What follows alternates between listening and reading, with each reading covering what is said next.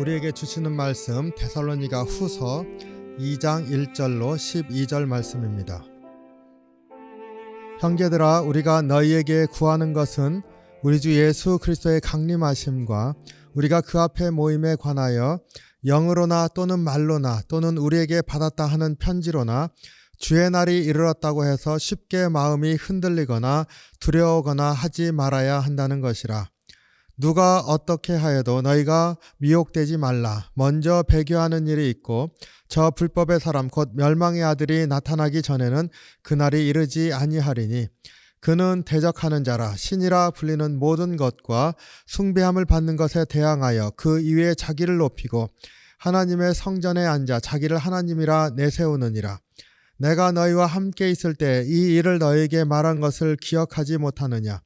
너희는 지금 그로 하여금 그의 때가 나타나게 하려 하여 막는 것이 있는 것을 아나니 불법의 비밀이 이미 활동하였으나 지금은 그것을 막는 자가 있어 그 중에서 옮겨질 때까지 하리라. 그때 불법한 자가 나타나리니 주 예수께서 그 입의 기운으로 그를 죽이시고 강림하여 나타나심으로 패하시리라. 악한 자의 나타남은 사단의 활동을 따라 모든 능력과 표적과 거짓 기적과 불의의 모든 속임으로 멸망하는 자들에게 있으리니 이는 그들이 진리의 사랑을 받지 아니하여 구원함을 받지 못함이라. 이러므로 하나님이 미혹의 역사를 그들에게 보내사 거짓 것을 믿게 하심은 진리를 믿지 않고 불의를 좋아하는 모든 자들로 하여금 심판을 받게 하려 하심이라. 아멘. 사랑이 많으신 주님, 주의 은혜 감사합니다. 오늘도 주 안에서 참으로 주님께서 주신 새 날이 복된 날이 되기를 소원합니다. 우리에게 말씀을 허락하시고 다시 한번 주의 말씀 묵상할 때 우리의 심령이 주 안에서 새로워지게 하시고 주님께서 오늘 하루 인도하심을 다시 한번 믿고 의지하며 살아가는 그러한 역사가 있는 말씀이 되게 인도해 주시옵소서. 감사드리며 예수님 이름으로 기도하옵나이다. 아멘. 네, 오늘 데살로니가 후서 2장 1절로 12절 말씀, 주님이 강림하실 때 그 마지막 때에 우리가 어떠한 태도로 살아갈 것인가 하는 것에 대해서 두 가지를 당부하고 있습니다. 물론 말씀 하나하나를 묵상하면은 많은 그러한 권면의 말씀을 우리가 발견할 수가 있습니다. 네, 오늘 두 가지를 살펴봅니다. 첫 번째로 1절 2절에 있는 말씀입니다. 형제들아, 우리가 너에게 구하는 것은 우리 주 예수 그리스도의 강림하심과 우리가 그 앞에 모임에 관하여 영으로나 또는 말로나 또는 우리에게 받았다 하는 편지로나 주의 날이 이르렀다고 해서 쉽게 마음이 흔들리거나 두려워하거나 하지 말아야 한다는 것이라. 주님이 오실 날에 대해서 이제 데살로니가 전서 마지막에 말씀하셨고, 그리고 1장에서도 그 말씀을 들은 사람들의 여러 가지 그 흔들리는 그러한 모습들, 그 말씀으로 말미암아서 생활이 변화되는 그러한 사람들에 대해서 경계하면서 믿음 안에서 바로 설 것을 이렇게 권고했던 것을 우리가 기억할 때, 오늘 이 말씀에서도 사람들이 흔들리고 있구나, 혹은 무엇인가 두려워하고 있구나, 이런 것들을 보게 됩니다. 우리 주 예수 그리스도의 강림하심과 우리가 그 앞에 모임에 관하여, 그 앞에 데살로니가 전서에서 주님이 나팔소리와 함께 천사장과 함께 죽은 자들이 일어났을 때 그들을 불러일어서 모으시고 또 이렇게 강림하실 때 또 산자도 그 앞으로 불러서 모으시겠다, 이렇게 얘기했습니다. 그래서 주님 앞에 다 주님을 영접하는 그러한 모임이죠. 주님 앞에 서는 그러한 것에 대해서 가르쳤습니다. 그러니까 그 앞에 모임에 관하여 너희가 이렇게 들었는데, 영으로나 말로나 또는 이 말이 이상합니다. 너희가 받았다 하는, 우리에게서 받았다 하는 편지로나, 누군가 사도 바울이 이런 편지를 썼다 이러면서 전한 것들이 있다는 것이죠. 그러한 어떠한 경로를 통해서 너에게 전해진 말씀이든지 간에 주님의 강림하심과 우리가 주님 앞에 서는 날에 대해서 얘기하는 것이 있다 할지라도 무엇을 하지 말라고요? 두려워하지 말라. 그리고 마음이 흔들리지 말라 권면하고 있습니다. 두려워하지 말라, 마음이 흔들리지 말라. 사도 바울이 이렇게 권면하는 이유가 무엇일까요? 주님이 곧 강림하신다 이렇게 말을 했을 때 많은 사람들의 삶이 이제 주님이 곧 오신다고 한다면은 우리 가정에서 살던 것들이나 이전에 하던 모든 일들이나 이런 것 다 버리고 주님 강림하시는 것 준비한다. 우리 이러한 모습들 오늘날에도 보지 않습니까? 저는 제가 대학생 때였던지 청년이었던지 오래돼서 기억이 안 납니다만은 다미 선교회가 이제 주님이 이제 오늘 밤 12시에 강림하신다고 해서 산 위에서 막 예배드리면서 강림하시는 걸 기다렸었던 것을 TV에서 생중계했었는데 제가 그것을 봤었던 기억이 있습니다. 이제 주님이 막 오신다고 하는데 저는 집에서 TV를 보고 있으니까 두렵지 않습니까? 그리고 낮에 목사님께도 여쭈어보고 어찌할지 뭐 이런 것들을 했었던 기억이 있습니다. 그런데 이제 12시가 지났을 때 주님이 오시지 않았잖아요, 그때. 그래가지고 다미 선교회가 거기서 또 다 해체되고 그런 일이 있었습니다. 제가 그 기억이 많이 납니다. 그리고 또 한 7, 8년 전에 미국에서도 있었지요. 뉴저지에서 제가 있을 때 그 라디오 방송을 통해서 이렇게 들었었던 기억이 있는데 5월에 오신다 그랬다가 또 10월로 연기됐다가 결국 안 오시고 하는 그러한 말씀들이 이렇게 있었던 것들을 기억합니다. 이러한 일들이 많이 있죠. 이런 것 안에서 우리가 두려움을 가질 때가 있습니다. 어찌해야 될지 모르겠는 그러한 생각을 품을 때도 있습니다. 이러한 것들을 하지 말라는 것이지요. 우리가 주님이 우리를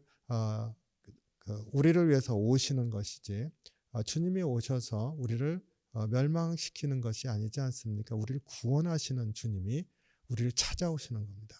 그래서 우리에게 큰 기쁨이 되는 그러한 날인 줄로 압니다. 두려운 것이 아니라 주님이 오시는 그때까지 우리가 우리의 자신을 지키면서 믿음에 바로 서야 되는 그런 삶을 살아야 될 줄로 압니다.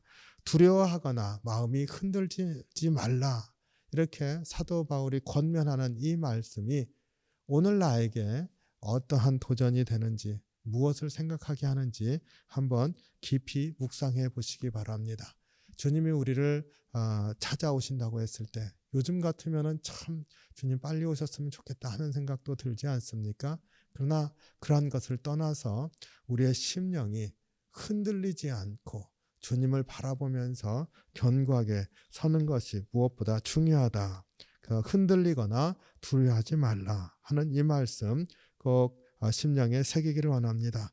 두 번째로 보니까 3절에 누가 어떻게 하여도 너희가 미혹되지 말라. 먼저 배교하는 일이 있고 저 불법의 사람 곧 멸망의 아들이 나타나기 전에는 그날이 이르지 아니하리니 이렇게 말하고 있습니다. 두 번째 권고하는 말씀이 미혹되지 말라 하는 겁니다. 근데 미혹되지 말라 하는 그 미혹의 내용이 무엇입니까?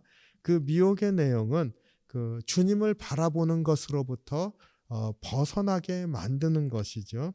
그래서 우리가 주님을 바라보려고 애쓰는데 그것을 두려움으로 혹은 흔들리는 마음으로 이쪽이 이런 얘기가 있다. 거기에 쫓아가고 뭐 이러한 것들을 하지 말라는 것입니다. 그 미혹되지 말라. 그리고 흔들리지 말라. 무슨 일이 있어야 된다고요? 먼저 배교하는 일이 있고 불법의 사람 곧 멸망의 아들이 나타나야 된다. 그러고 난 다음에 주님이 오신다. 오늘 8절에 보면은 불법한 자가 나타난 다음에 주님께서 그 입의 기운으로 그를 죽이시고 강림하여 나타나심으로 패하시리라. 그러니까 그 멸망의 아들이 먼저 나타나는 것이죠. 그러고 난 다음에 주님이 오신다. 그러니까 우리에게 사실 때가 언제인지는 가르쳐 주시지 않았지만은 그러나 분명한 징조 하나를 우리에게 가르쳐 줬습니다. 우리 멸망의 아들, 불법의 사람, 우리 적그리스도다 이렇게 말하는 것이지 않습니까? 그것이 있은 다음에 주님이 오신다. 요한계시록에도 보면은 그 다음에 주님이 오시는 것으로 나오죠. 이렇게 해서 우리에게 아주 분명한 징조를 가르쳐 줬습니다. 그러니까 세상의 그 어떤 것에도 미혹되지 말라.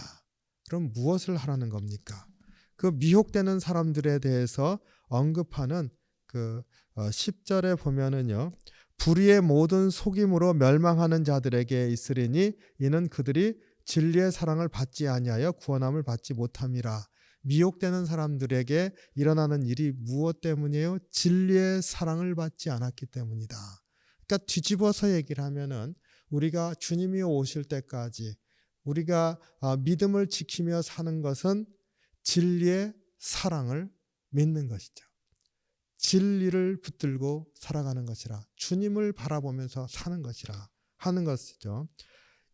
세상 가운데 살아가면서 사람의 지혜로 하나님의 역사를 다 깨달아 알 수는 없습니다. 그러나 한 가지는 주님이 우리에게 확실하게 우리에게 확증해 주신 것이 있습니다. 그것은 주님이 우리를 사랑하신다는 것과 주를 믿는 주의 백성들이 구원을 받는다는 것이죠. 이것이 진리의 사랑입니다. 주님이 주신 그 사랑, 이것이 진리죠. 그 진리의 사랑입니다. 우리에게 이것은 확실하게 주신 것이죠. 그러니까 우리가 이 땅에 살아가면서 할 일은 주님을 바라보는 것. 우리의 삶의 어떠한 형편에서든지 어떠한 세상의 소문이 들린다 할지라도 우리의 중심은 한 가지에 분명히 견고하게 서야 되는데, 그것은 주님이 우리를 사랑하신다고 하는 주님의 그 사랑, 그것이 진리라고 하는 것에 견고해 서는 것이라 하는 것을 꼭 유념하시기 바랍니다. 그래서 오늘 하루 주님 안에서 주님이 나를 사랑하시는데, 세상에 많은 이야기들이 있고 많은 소문이 있고 많은 흔들리는 일들이 있어도 주님이 나를 사랑하시는데, 이것 하나를 묵상하시면서 주님을 바라보시는 그런 귀한 하루가 되기를 주님의 이름으로 축원합니다. 기도하겠습니다. 사랑이 많으신 주님, 우리는 세상 가운데서 육신을 입고 살기 때문에 참으로 주님 많은 그러한 세상의 소문들과 세상에 일어나는 일들로 말미암아서 흔들리고 넘어지고 때론 두려워하면서 살고 있습니다. 주님, 우리의 중심이 바로 서게 인도해 주시옵소서. 주님이 우리를 사랑하신다고 하는, 주님의 그 사랑으로 인하여서 우리가 구원을 받는다고 하는 이것 하나만을 분명하게 붙들고 어떠한 일이 일어나든지 우리의 삶 안에서 오직 주님만을 바라면서 나아가는 그러한 삶이 될 수 있게 도우시기를 원합니다. 정말 요즘 삶이 마지막 때구나 이런 말을 많이 합니다. 그리고 정말로 그렇게 믿어집니다. 주님, 세상을 보면 그렇게 고백할 수밖에 없습니다. 그럼에도 불구하고 우리에게 참 소망이 되시는 주님이 있다고 하는 사실, 주님이 나를 사랑하신다고 하는 사실을 바라보면서 견고하게 설 수 있도록 인도해 주시옵소서. 그래서 오늘 또 주의 사랑 안에 거하게 하시고 진리 안에 서게 인도해 주시옵소서. 감사드리며 예수님 이름으로 기도하옵나이다. 아멘.